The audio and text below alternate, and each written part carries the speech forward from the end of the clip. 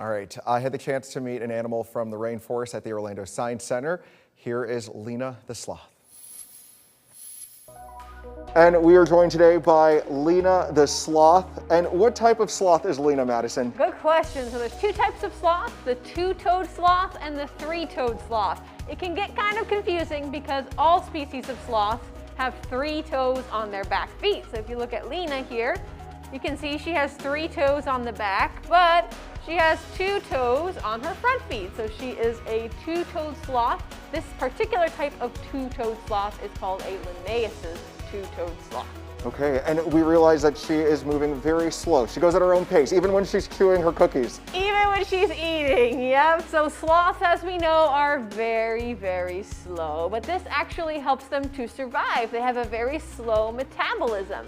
They eat a lot of very bitter and sometimes poisonous leaves, so their digestive system takes its time digesting and getting all of the energy it can possibly get out of those inherently low energy leaves.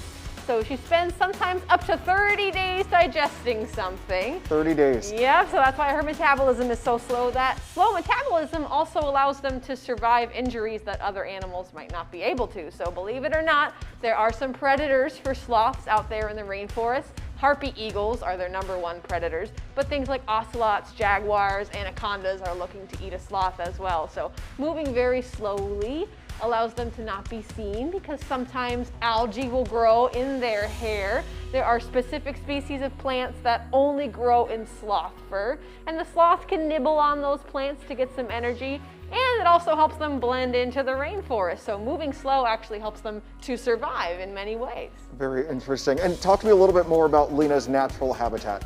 Yeah, so they do live in tropical rainforests, and they like to hang out up in the trees, and they are perfectly adapted for a life where they do not have to come down to the ground very often. In fact, the only time they do come down from the trees is when they poop.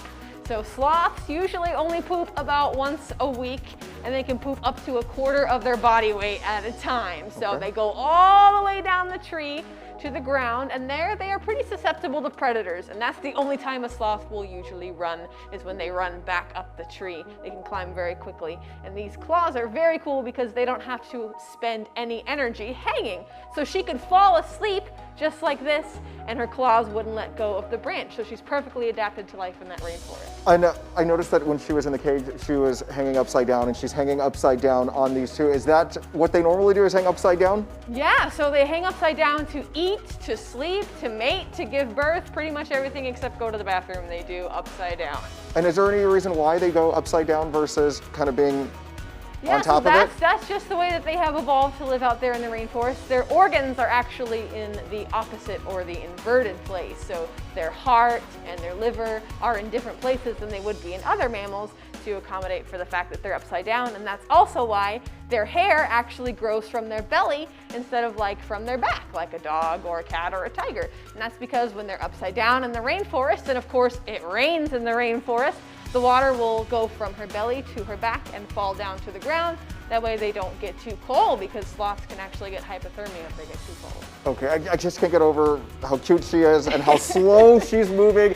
I bet she's very popular here at the Science Center. If anybody wants to visit Lena, what should they know? Yeah, so Lena is actually helping us prepare for our new exhibit called Life, which will include a tropical rainforest area.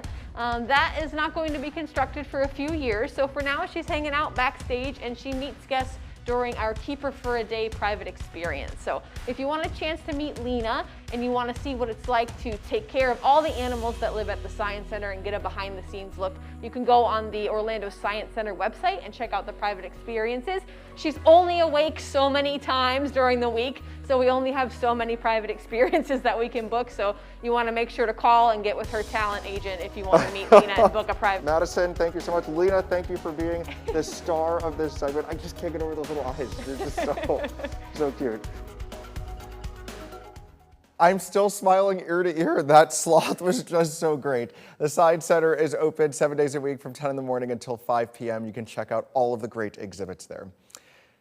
Kellyanne, I'm just going to send it over to you because I can't stop thinking about that two-toed sloth. Yeah, he's so cute. She's so cute. How could you not love it? If you are going to be heading to the Science Center today, don't forget the sunglasses. If you are going to the beach, don't forget the water and the sunscreen. We have